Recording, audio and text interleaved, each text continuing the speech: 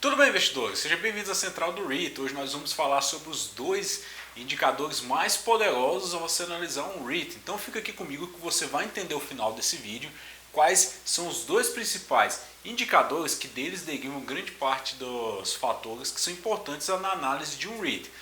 E vamos falar aqui um pouquinho mais dele, né? O primeiro dele, nós sempre falamos que nos REITs, uma das métricas mais importantes é o FFO, que é o Funds From Operation. Já expliquei mais detalhadamente num vídeo que você pode acompanhar no card aqui acima, o que é um FFO. Mas resumindo, é o lucro operacional ali do REIT, né? Principalmente das atividades imobiliárias dele, que é o aluguel. Mas quando a gente fala do FFO, existe o FFO do REIT, que é todo aquele volume financeiro que ele recebe, e ele distribui para nós investidores na forma de dividendos, né, ou de fluxo de caixa. Por isso que quando nós olhamos o FFO, uma das métricas mais importantes é o FFO por ação, porque para cada ação que você tem vai ter um FFO. Por que isso é importante? Porque o dividendo também vai acompanhar esse FFO por ação. Se ele cresce ao longo do tempo, é natural que os dividendos cresçam. Isso eu quero mostrar aqui para vocês nesse gráfico. Né? Você está vendo na imagem, é o gráfico de um REIT chamado Sun Community. Já expliquei sobre esse REIT também, você pode ver aqui no card acima. O que ele faz. Ele é um REIT de casas manufaturadas, mas o que a gente vê claramente aqui é em roxo a cotação do REIT, em laranja o FFO por ação. A gente vê claramente que conforme o FFO por ação sobe, a cotação sobe, o FFO por ação cai, a cotação cai. Isso acontece porque o mercado está precificando ali a capacidade que esse REIT tem de entregar crescimento nos dividendos ao longo do tempo. E é isso que a gente vê nesse gráfico agora. Ele mostra exatamente o valor do dividendo pago ao longo do tempo em laranja e o FFO por ação em roxo. É natural que conforme o FFO por ação vai crescendo, o dividendo vai crescendo também, né? E quando a gente investe em REITs, um dos principais fatores que nós precisamos olhar e que nos garante segurança ao longo do tempo é a capacidade que o REIT tem de entregar crescimento no valor pago. Afinal de contas, o maior vilão que nós temos em qualquer investimento é a inflação. Outro item que eu quero destacar para vocês, né? Você está vendo aqui na tela, chama WP Carry, código de negociação dele WPC. Você observa que o FFO por ação desse REIT acaba oscilando ao longo do tempo, mas a cotação também oscila junto com esse FFO por ação, né?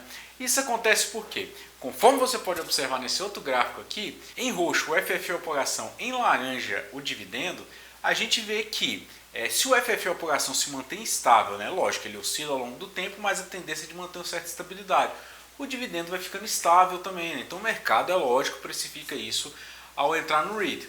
A capacidade que ele tem de entregar crescimento. Se o dividendo não tem um potencial de entregar muito crescimento, é natural que a gente veja, inclusive, um dividend yield mais elevado. Isso acontece muito com o WP Carry, tá? Então o investidor tem que ficar muito atento ao FFO por ação de WP Carry. E o inverso também acontece, né? Outro REIT aqui que eu vou mostrar para vocês agora é o Apple Hospitality, né? Isso que você vê aqui agora, em roxo é o FFO por ação e em laranja o dividendo. A gente vê, né, os REITs de hotéis é um dos setores que mais sofreu ali durante a pandemia com o fechamento. Com o fechamento, a gente viu que o FFO por ação despencou, foi quase a zero. E aí é lógico, né, o REIT precisou cortar seus dividendos e o dividendo caiu. Conforme o FFO por ação subiu, o dividendo voltou a ser pago. E aí a gente viu o reflexo disso na cotação, que é exatamente isso que você está vendo em roxo, né? Conforme o FFO por ação cai, a cotação cai. Quando o FFO por ação sobe, o REIT se valoriza. Por que isso aqui é importante quando nós falamos dos REITs, né? Se o dividendo cresce, a nossa renda em dólar cresce. E que é natural que quando o dividendo cresce, o REIT se valorize também. Então a gente acaba ganhando em duas pontas, tanto na valorização da nossa renda, quanto no ganho de capital com a valorização da nossa cotação. Com isso que eu quis explicar aqui para vocês é que a primeira métrica mais importante ao analisar um REIT, e dela deriva diversas outras métricas de rentabilidade, é o FFO por ação. Mas vamos falar aqui um pouco agora da segunda métrica mais poderosa ao se analisar um REIT, que eu diria que é a dívida. Por que a dívida? Quando a gente fala em renda em dólar, a gente fala com segurança. E isso não é algo que nós inventamos aqui, isso vem lá do mercado americano, né? De tentar balancear lá risco com retorno. Outro item que eu quero mostrar para vocês é o Pensilvânia, o código de negociação dele é PEI. Ele é um REIT de mall, os malls também sofreram muito ali durante a pandemia, mas o que a gente observa aqui é a cotação dele em roxo e o FFO por ação em laranja. É natural, a gente viu que ele a partir de 2020, né, o FFO por ação dele despencou, mas o que a gente observa é que anterior a 2020, esse REIT já vinha se desvalorizando, mesmo com o FFO por ação dele, mantendo ali uma certa estabilidade. E por que isso aconteceu? Exatamente por causa da dívida. E é isso que você vê aqui agora, né? Conforme a cotação do REIT vai caindo, a gente vê que ele tinha um dívida EBITDA de cerca de 14 vezes. Isso, para resumir, imagina que você tem uma renda, né, familiar ali de 100 mil reais por ano e você tem uma dívida de 1.400.000 para pagar. É uma dívida muito alta relacionada com a sua renda, né? Você levaria em torno de 14 anos utilizando toda a sua renda só para pagar aquela dívida. E aí é lógico, né? A gente observa isso, o mercado foge desse tipo de risco e a gente vê a cotação caindo ali. Fato é que em 2020 ali, o REIT acabou entrando com pedido de falência, né? Exatamente por causa da sua dívida, que ficou quase impagável. Os seus inquilinos entraram com pedido de liquidação ali e o REIT precisou reformular sua dívida.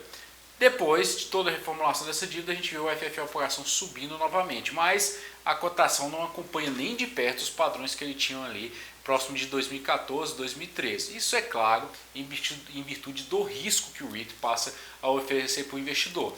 Por quê? Para se posicionar nesse REIT, eu vou precisar de um retorno muito maior. Eu teria que apresentar um crescimento de dividendo muito superior para compensar todo o risco que eu tenho de perda com um eventual pedido de falência novamente desse REIT. Então, quando a gente vai analisar um REIT, eu diria que as duas métricas que derivam todas as outras mais importantes são essas: a FFA operação e a dívida. E a gente pode analisar a dívida EBITDA quanto a dívida em relação ao valor patrimonial de um REIT. Espero que vocês tenham gostado desse vídeo aqui. Ele é muito importante para a gente entender como a gente começa a análise de um REIT, né? Temos também o nosso perfil no Instagram e o nosso canal no Telegram. Um abraço e até a próxima.